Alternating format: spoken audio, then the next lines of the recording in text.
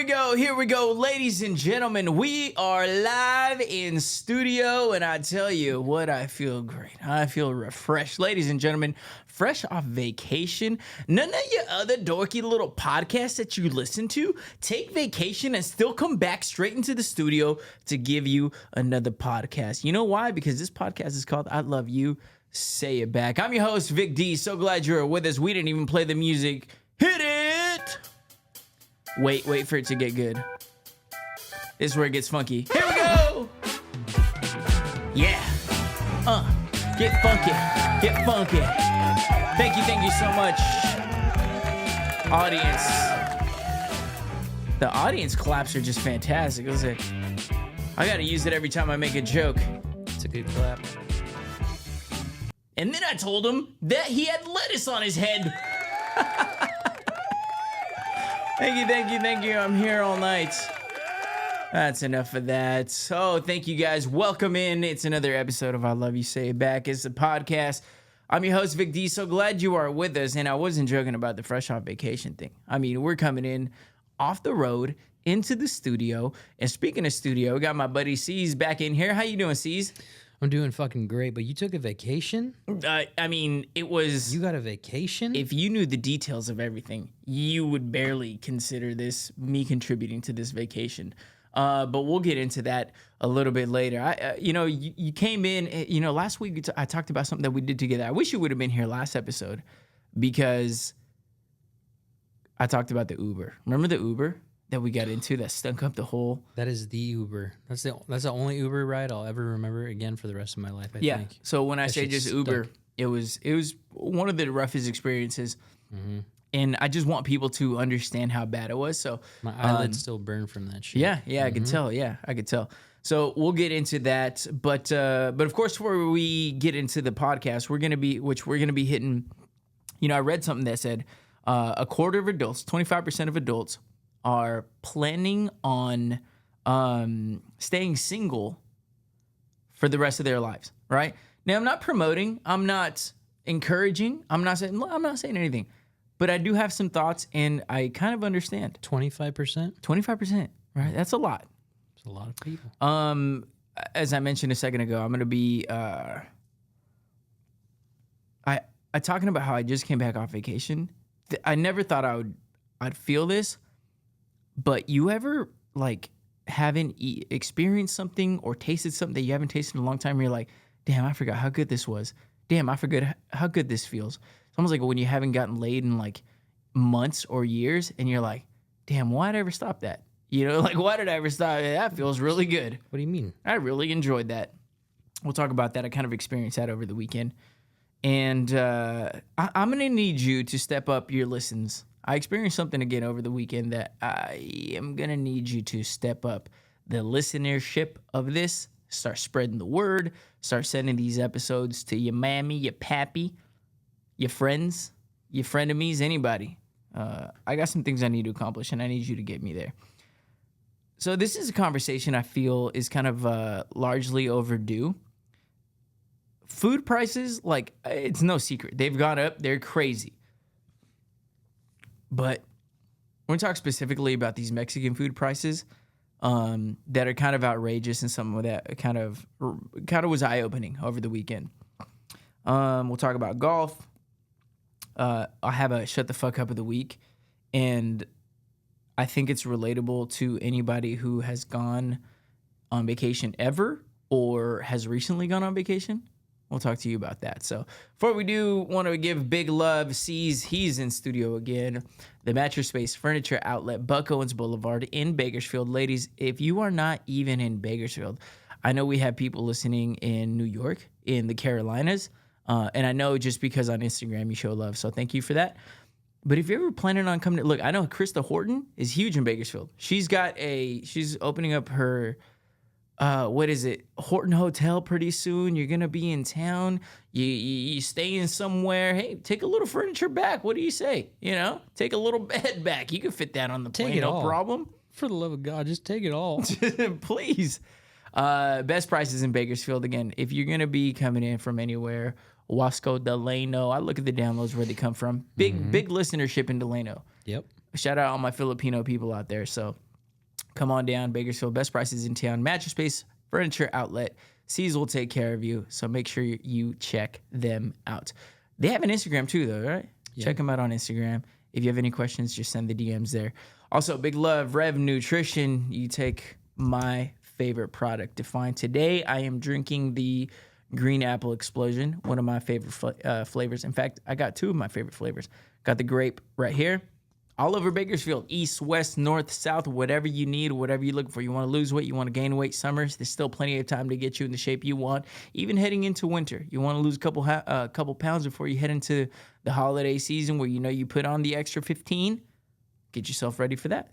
Rev Nutrition, wherever you are in Bakersfield, come on down and pick up. You get 25% off. Mention the podcast. And imagine going in there and not mentioning the podcast. Imagine my microphone just being disconnected. Thank you for picking up the slack there. Yeah. My mic just got disconnected, folks. How you doing? So let's get into this. I'm going to need you to step up the listenership on this podcast. Folks, over the weekend, I drove through 17-mile drive, did the whole little experience thing where you start up at the one freeway.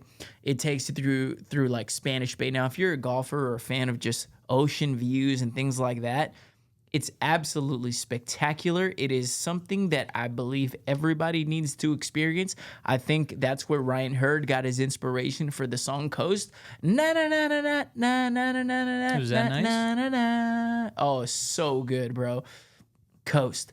So there's little spots that you stop at. There's it gives you a little brief summary of why every place is significant. Like one of the first places that you go to, it used to be back in the day confused for the entry to the Monterey Bay, and there was a lot of shipwrecks because they thought that's where you rode into or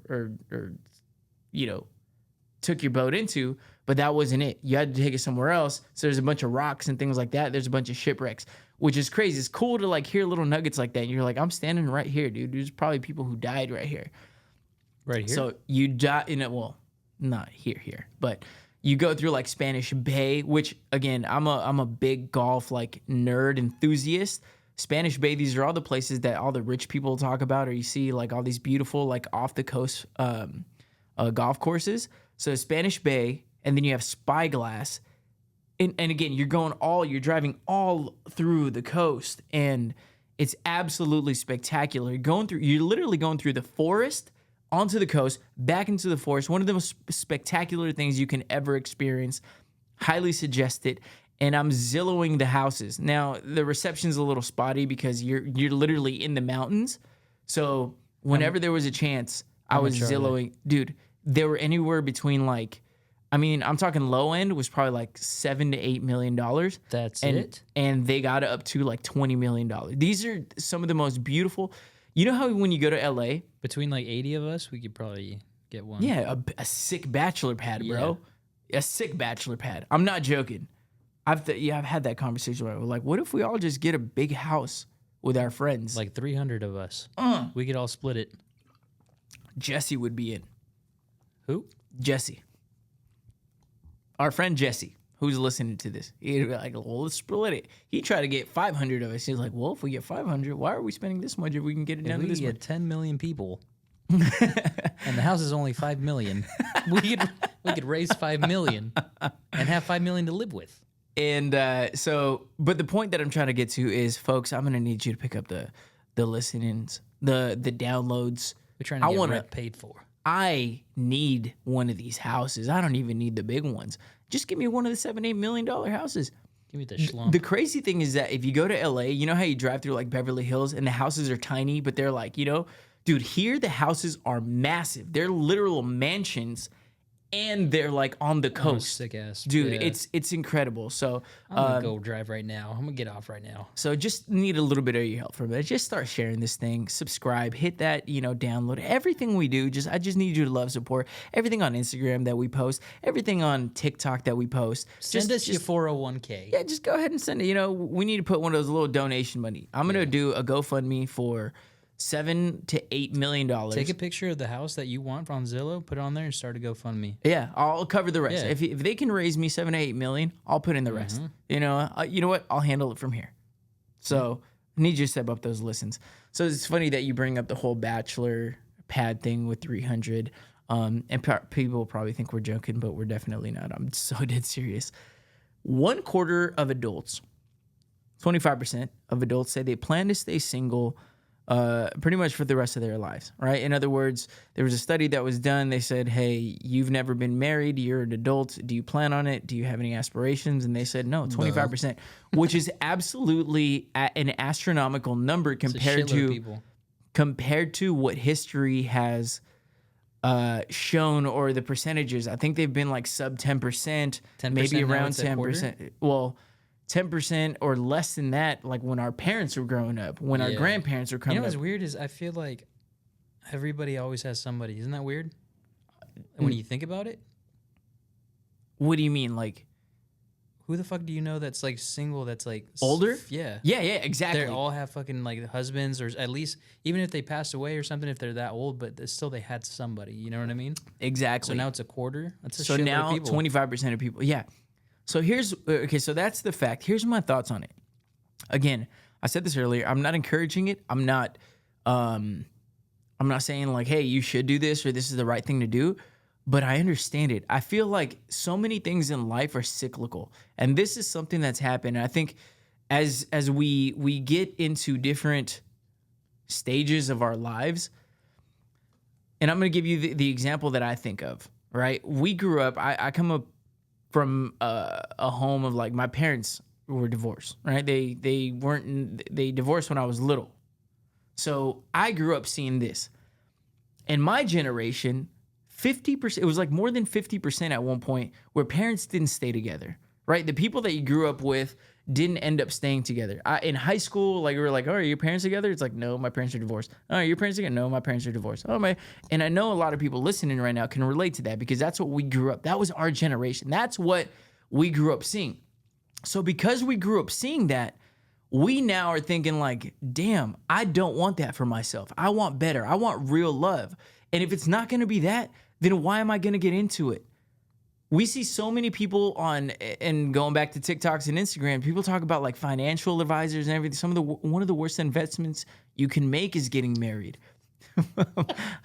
Sorry. I'm not going to tell you why we're dying laughing over here, but it's a really... You want to hear about shoddy investments? Boy, do I got one for you. You're in the queue, pal.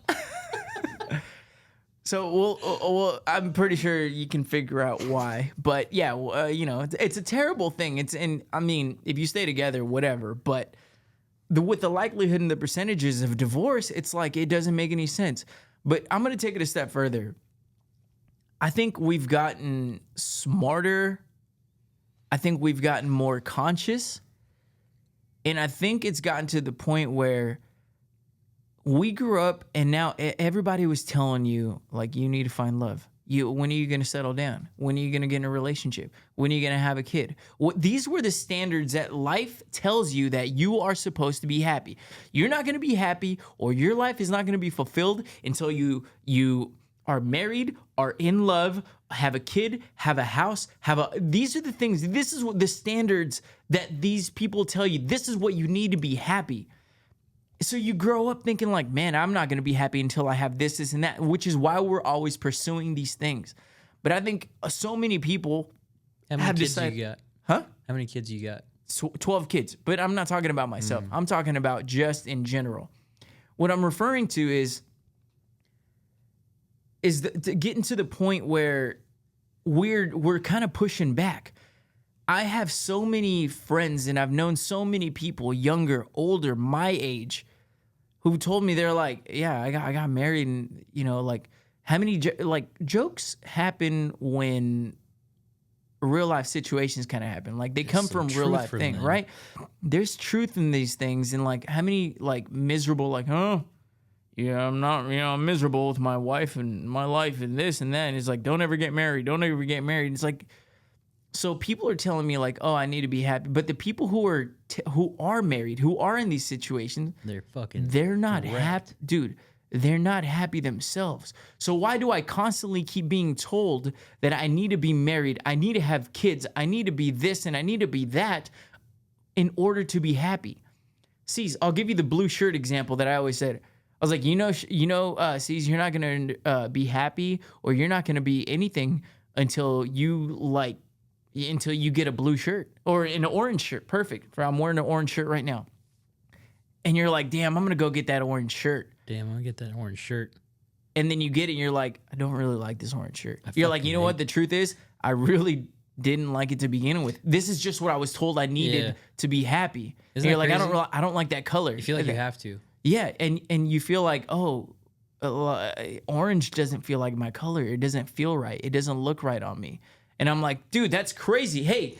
And then you go to like house parties or family parties and gatherings, and then you walk in with a black shirt or a white shirt, and people are like, damn, so you're never, and you look great in your white shirt, by the way.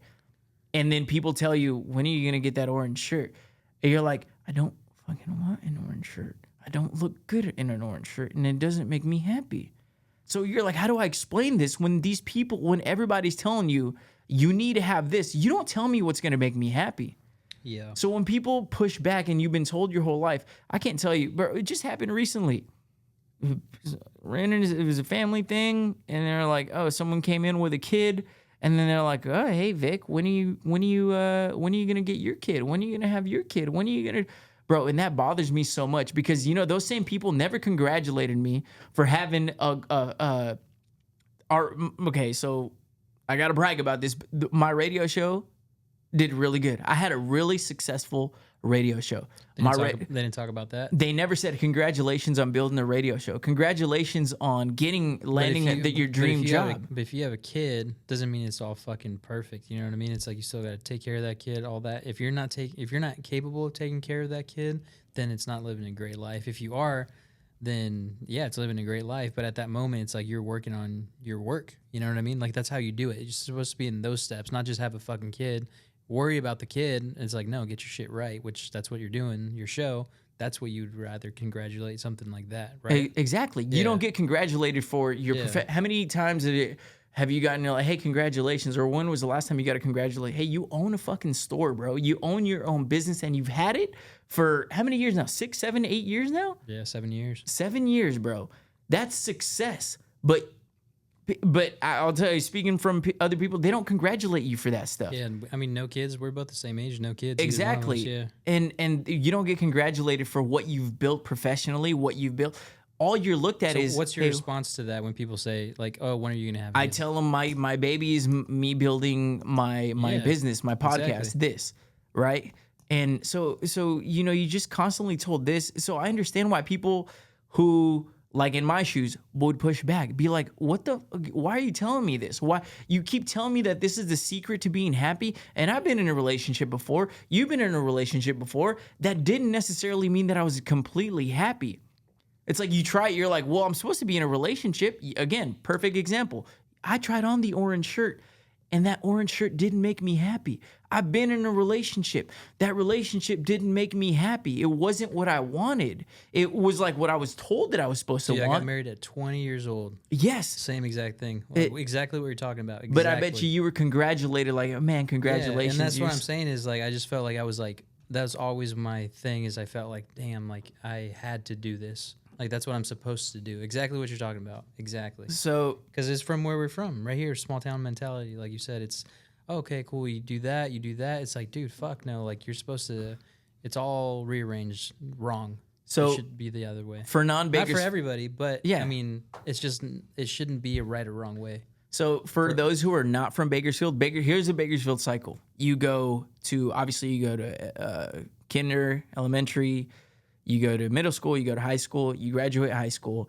A small percentage end up leaving to go to college. Some do a little bit of college, some graduate college here, whatever the case is. But mostly, here's how it goes. You go to high school, you graduate high school. Some don't even get that far. That's okay. Then they go find a job we're in an oil city. You go get a job, and there's great money in oil, as a lot of you know. It can be a little bit inconsistent, but when it's high, it's high. You go get your job in the oil fields, you find your wife, and you buy your house. Typically, in whatever, they're all within a couple years, and then you have your kids, right? That's within, in Bakersfield, because there's not that much aspiration as far as like, I want to create this big podcast. I want to be an actor. I want to be a singer. I want to be this or I want to be that. There's a lot of settling down very early, a lot of success. A lot of these things that I just described are happening to people not at 30, not at 35 or 40. It's happening in their early 20s. So when your friends who are like, oh, my wife, I have a great job. I'm making $80K at 22 and I'm looking to buy a house and doing all these things.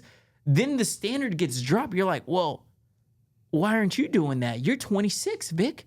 You're 28, Vic. You're 30, Vic. Why aren't you where this? Your friend had that at 22.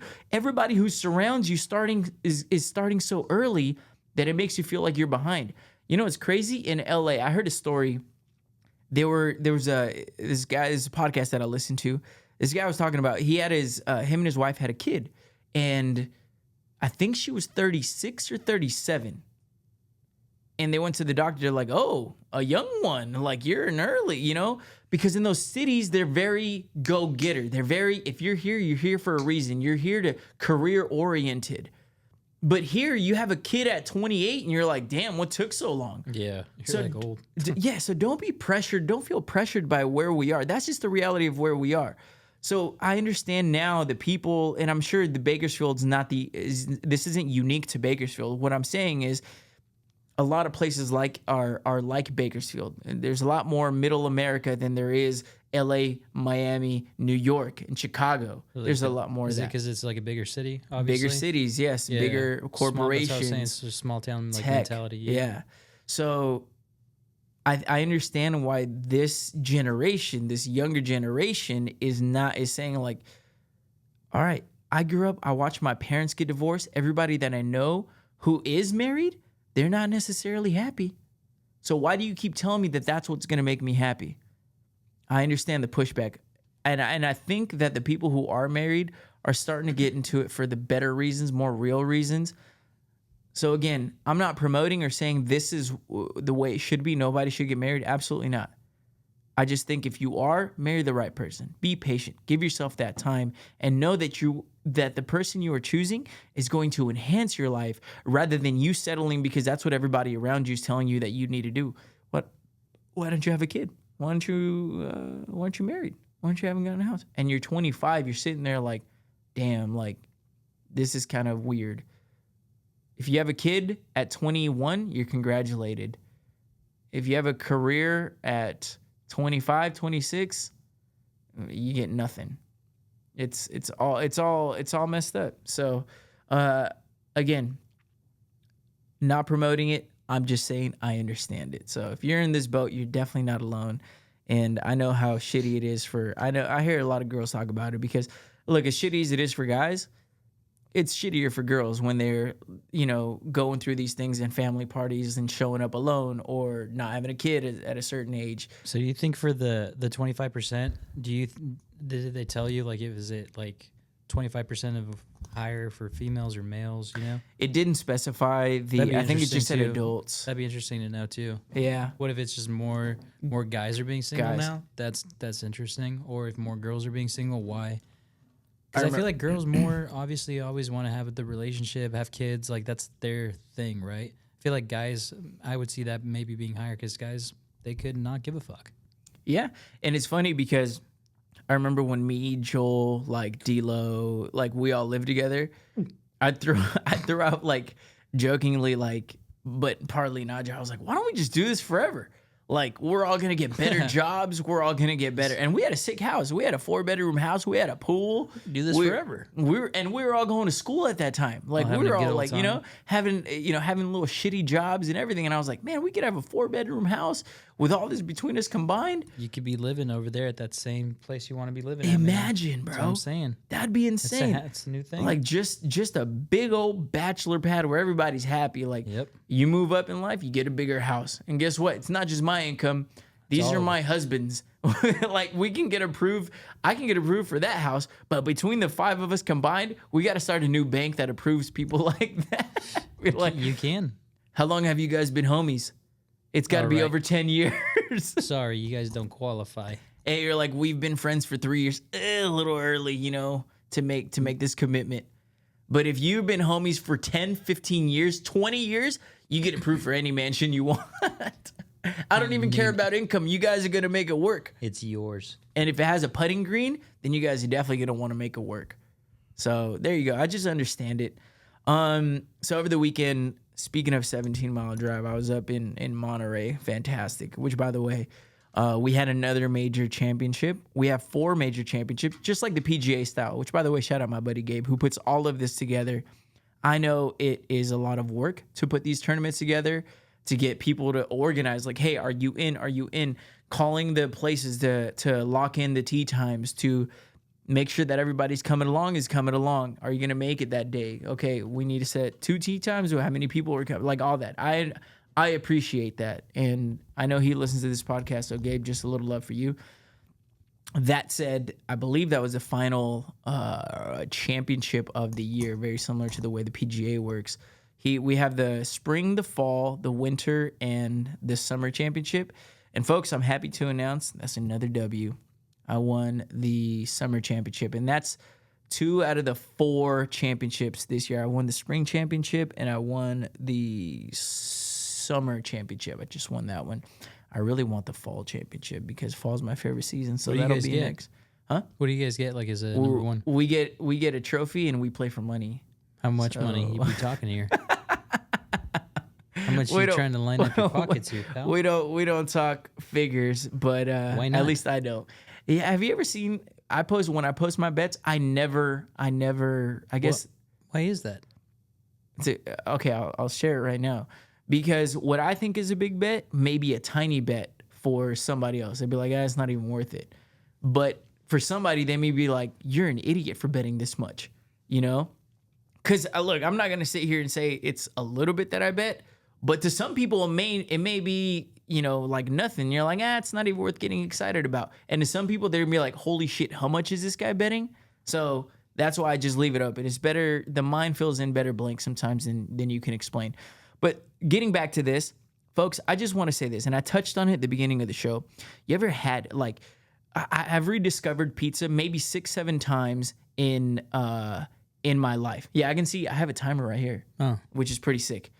And every time I rediscover pizza, I'm like, oh my gosh, I haven't had this in a couple months. Rediscover pizza? Rediscover. Like, there's times where you have pizza and it's really good, obviously.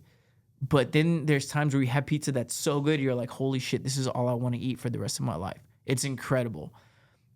So over the weekend, part of the reason why we left was obviously be on the coast, golf tournament, but also I was like, I gotta stay up here. It's so hot in Bakersfield, and it's been constantly hot for I don't know how many months. It's got to be like triple digits for 2. It's got to be 2 months straight at least. Yeah, it was like 2 months. Yeah, it's so bad, so bad.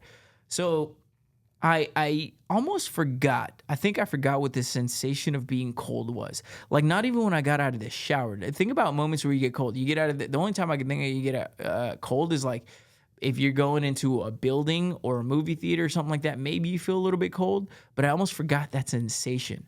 And when I felt it and I felt like, oh man, I need to layer up. I need to put on a hoodie. That felt so much better than I remember it. That was like having that pizza, and I was like, after not having it for a couple months, and being like, damn, that was so much better. What kind of pizza was that made you feel that way? So it wasn't necessarily a particular type. Like, I like pepperoni and pineapple. Was it like a restaurant or like a? What was it's a particular style that I had, like a really thin, crispy one. You think it would make it on the Barstool Bites bullshit thing? I don't know. It's a combination of like crave, and it could happen. Like, pizza's just an example that I give. It could be like and I know I said this jokingly, but sometimes, you've been on the struggle bus with getting laid for a minute, and then you finally, you break the slump, and then you're like, holy hell, like, I never want to stop having sex. Sex is great. Sex is great. Sometimes you're in a little bit of a slump, and you're like, you break the slump, and you're like, why did I ever stop doing this? This feels amazing. So it's one of those things. It could be sex. It could be pizza. It could be, to me, honestly, this is going to be sad, but I have no problem admitting this. I have this with golf. Like, sometimes I'll go, it's been too hot to golf. And I'm like, and I go out there and I golf, and I'm like, hey, I don't even have to play good. I'm like, why did I ever stop? This is fucking incredible. I love golf so much. And then winning these tournaments only enhances. Yeah. So, rediscovering, I almost felt the sensation of feeling cold, and it's so much better than I expected. And boy, do I freaking love it. Let's get into my shut the fuck up of the week. This happened over the last couple of days when I was gone on vacation, and went to go get Mexican food.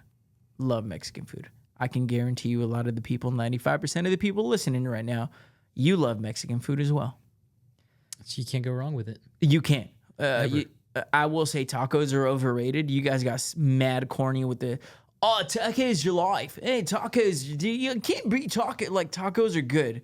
They're not the best Mexican food, period. It's not the best, but another one of those, you just can't go wrong. It's just all of Mexican exactly. food, I think, you can't go wrong. But people were wearing shirts. People were talking about, like, people just thought it was cool to talk about tacos. Yeah. They're like, I'm a simple girl. Just give me a taco and get like, bro, shut the, I'm getting worked up about it. That's not where I'm trying to go. What I'm trying to do is talk to these Mexican restaurants, whether it's a restaurant, whether it's, and particularly these food trucks. And look, we're all out here trying to make a living. And I understand that. But I think I'm about to say something that I think a lot of people feel, but a lot of people are scared to say it. Say it. But I'm a voice of the people. I'm here for you. Tell them. These food trucks, and I'm saying Mexican restaurants only because this happened this weekend, but this isn't particular to Mexican restaurants. But these food trucks, whether you're a burger joint or a Mexican food joint or whatever, these prices are getting out freaking rageous. Too damn high. Are you kidding me? Like, help me help you. I want to support. I want to show love. I want to come eat at your spot. And I understand that food prices have gone up for everybody. But it almost doesn't feel like it feels like it's gone up. If something went up 10 cents, you're now charging $2 more for it. Help me help you. These prices so we got a burrito, a quesadilla, fries, and 2 drinks. Just quickly in your car, wherever you're listening, think about what that would cost. You'd probably be like $32, and you'd be like, that's on the high end. Folks, I'm not joking. It was $44. I was going to say 25. And even that sounds like, okay, that may be like a reasonable price. And you got it from what, a restaurant, or did you get it? We got it from a restaurant. Maybe. But the prices on these roach coaches or these food trucks, they're comparable to it. That's like true. It used to be. Remember when I talked about McDonald's and I said, McDonald's, who the do you think you are?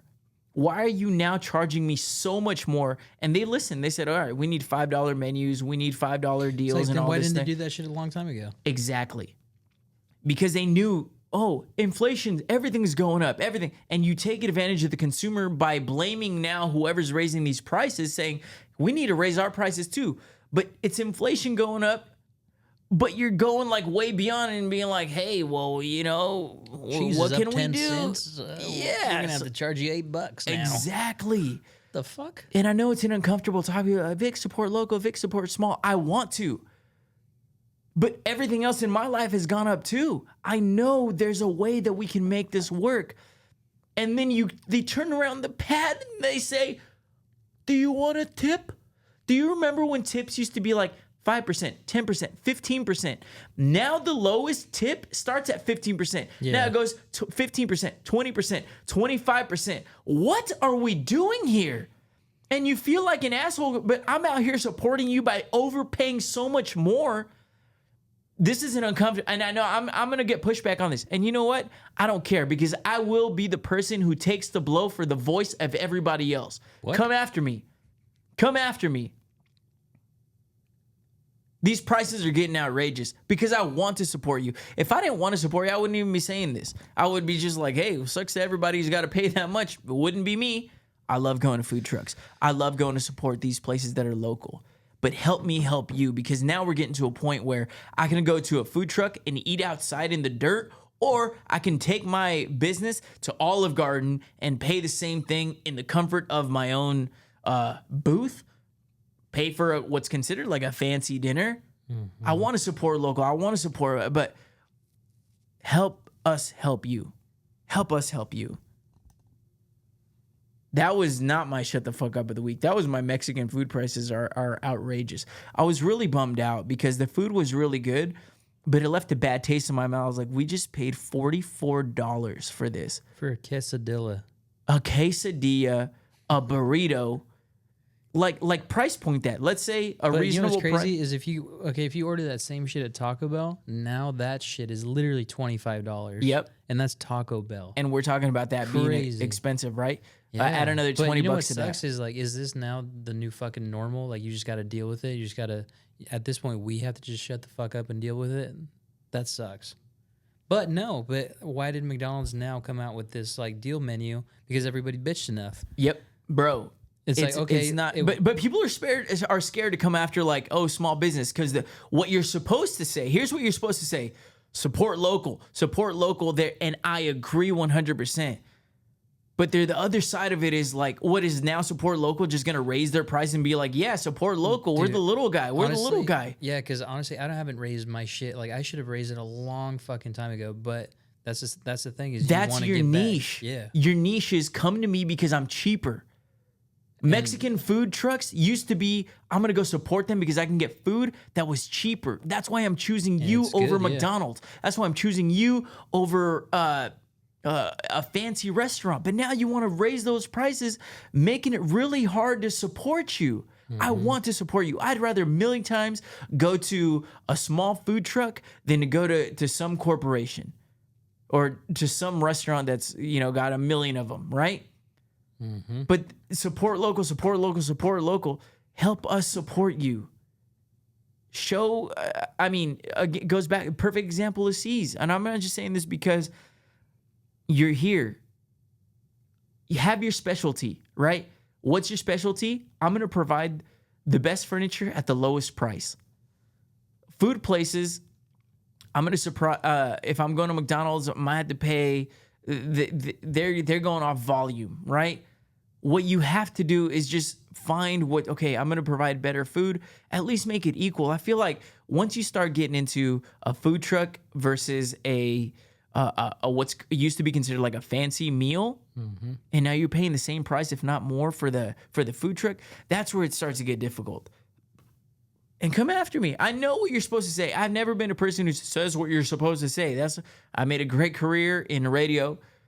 We can talk about it. Yeah, it's uncomfortable. But help me help you. That's crazy. Because we want to support you. And so much of my content today is simply because of what I just went through. Here's my shut the fuck up of the week. How much battery do I have on this? I want to make sure it doesn't die. Is it good? I think you're good, yeah. Okay, here we go. Here's my shut the fuck up of the week. People who say that they refuse to go to a Buffalo Wild Wings, to an Applebee's, to a Chili's while they're on vacation. And then the lame cornballs who go, oh, why would I have that here? I can have that at home. Because it's delicious. Because it's affordable. Now, I'm not here telling you that you should have this for every meal that you're on vacation. Because you got to try different spots. But I can't tell you how many times I've gone out of town And we were like, well, we got to try this new spot. And it was like, this was crap. And you know what? It was expensive. There's a piece of you who is comfortable knowing what you're going to pay, knowing what you're going to get, knowing the quality. So the people who refuse, I feel like they just say it to sound cool. They want to be better than everybody. They're like, well, why don't we just go get some wings here? We know Buffalo Wild Wings is delicious in Bakersfield, in Nashville, in New York, wherever it is. You know you're going to get good quality wings and good sauces and good fries. But they're like, why would I get that here when I can get that at home?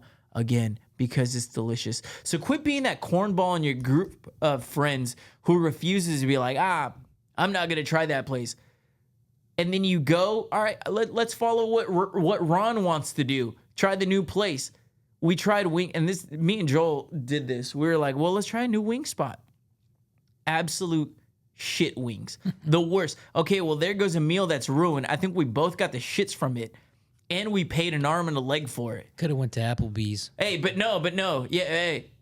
Well, we got to try new places, right? Yeah, go try a couple new places, but don't be the person who refuses, who says, absolutely not. Will not happen on my vacation. Shut the fuck up. You're being a cornball. Anything else you want to touch on? Oh, you know what, C's? Last episode, I talked about this, and I'm glad you're here because I'm not sure if people totally believe me. The Uber experience that we went through. So last week I talked about the Uber. I went down to C's house. We had a drink. We ordered an Uber. And this is where things got interesting. And shortly after, this rolls up and the neighborhood stinks up. Take it from here. It smelled, when this guy pulled up, I don't think people understand though. Like when he pulled up, it smelled like an outdoor fucking gas leak. I thought my house was going to blow up by the time I got back home. I was like, oh, it's probably just a gas leak, but I'm ready to go. As soon as I got inside of his little capsule that he put us in, called his Uber, holy shit. My fucking eyelids were churning. Bro. My eyes were bright red. Do you remember? So I couldn't believe that stench. Because I said this too. Bakersfield will have some funny whiffs randomly. You're like, oh, because it's a farming town. There's cows, so sometimes you get. This was not normal. Yeah, this was a little different, but you're not totally shocked by the smell, and you're like, okay, well, it's got to be something outside, something. You know the what wind people told me? What? They're convinced, and I'm convinced now too.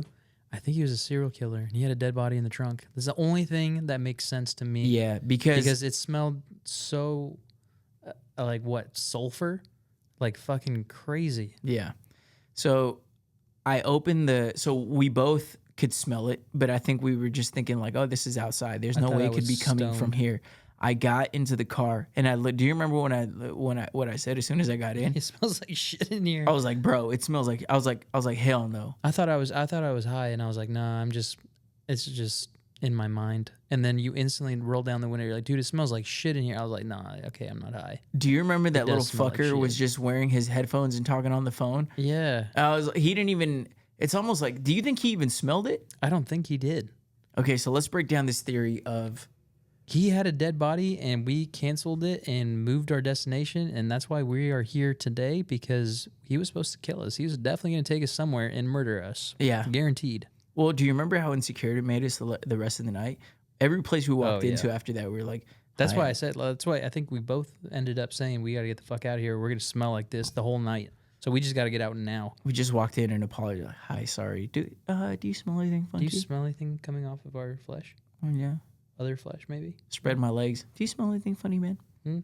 No.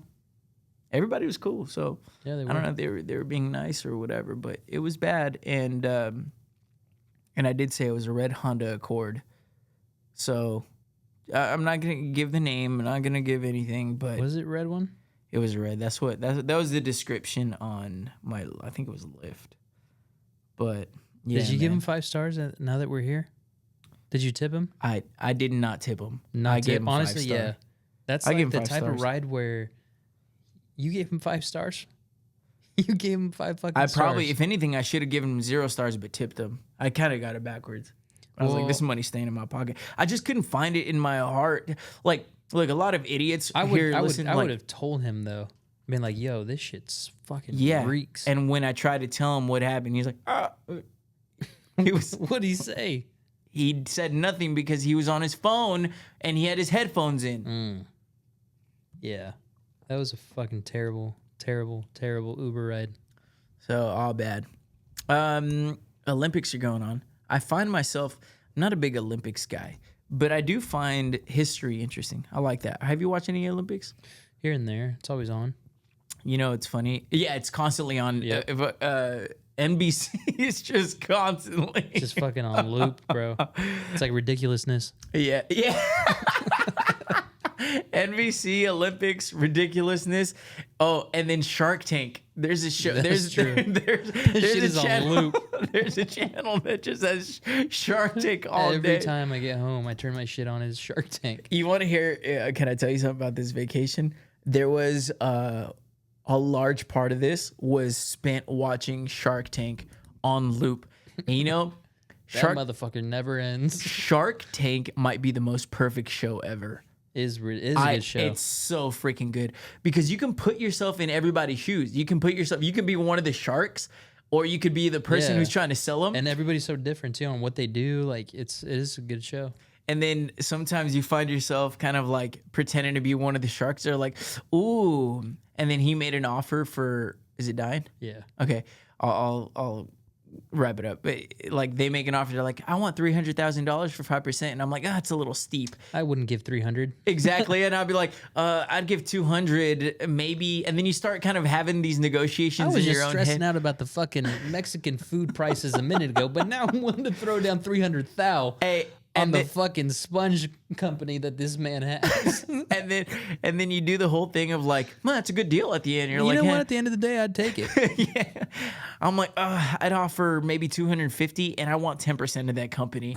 And if they do, or sometimes 2 mil? 2 mil? Give me 3% at least. or sometimes they take the people who have the product out to the woodshed and they're like, I want I'm 10% and then for 150,000. And then the guy's like playing hardball. He's like, I'll give you 150% for 33%. And then you're like, ooh, and then they take it and you're like, oh, you just got raped.